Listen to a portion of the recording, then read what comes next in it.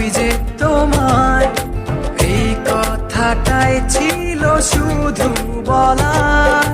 ভালোবাসি আমিও